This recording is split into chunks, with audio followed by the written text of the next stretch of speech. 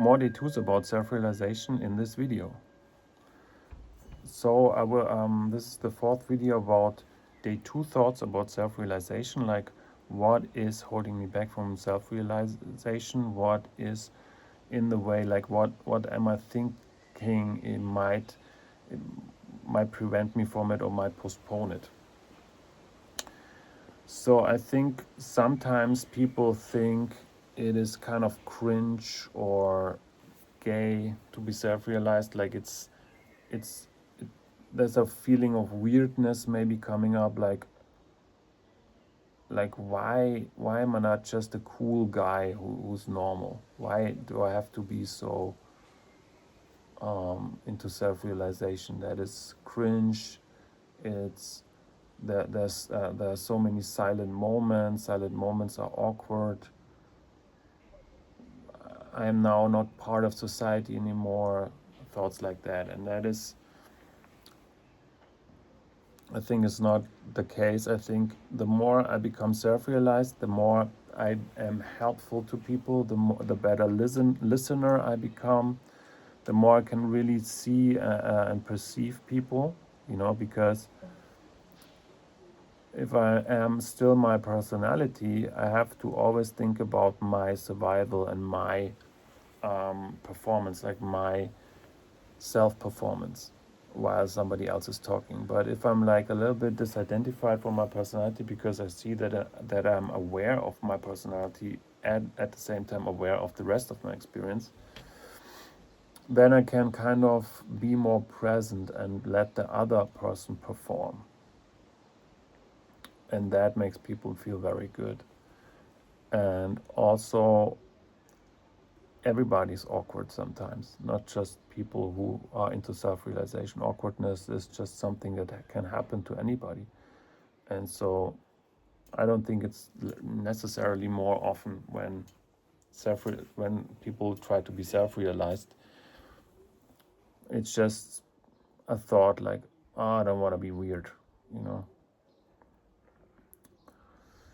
Then also, I think sometimes a day 2 thought can be, this is not interesting.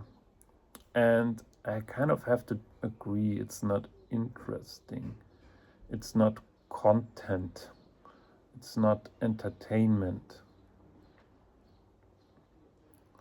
But it has an effect on the relative world, where it brings in peace, relaxation, and ease, and also intelligence.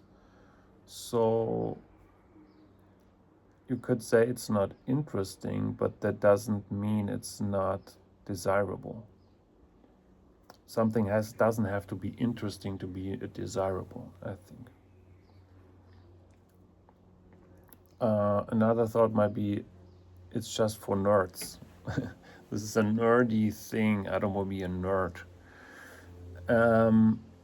And it can sound that way. It's like an interest that people have, and then when people with the same interest talk about it, a third person might think, wow, this is a nerdy conversation. But if we talk about the ground of being, like the ground of awareness, like the ground of experience, like the thing that makes experience possible, then I don't think it's that nerdy anymore. Because if that is nerdy, that means people think being interested in the relative world is less nerdy, right? So, but if the relative world depends on the awareness of it, then we're talking about a very basic thing, like a thing that every interest that people have needs awareness. And so we talk about the basis for all other activities or all other interests. So I don't think it's that nerdy. Then another thing might be, the relative world is more fun, exciting.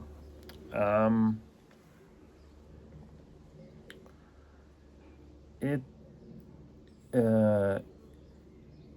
can be, and it is, I think. Like, if I go to Disney World and I ride something there, then it's exciting and fun, right?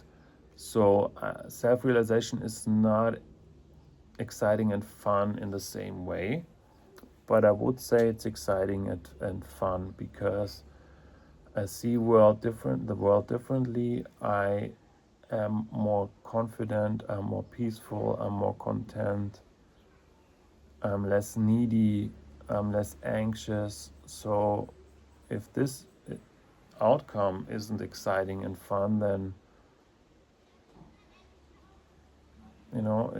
I think it absolutely is exciting and fun.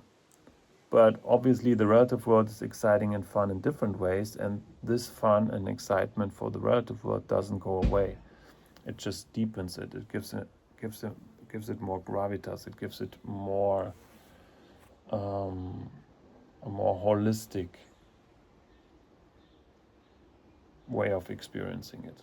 So it doesn't take away the fun and excitement of the relative world, and it adds fun and excitement for the effect on the relative world. So I would say if you're into fun and excitement, go for self-realization, definitely.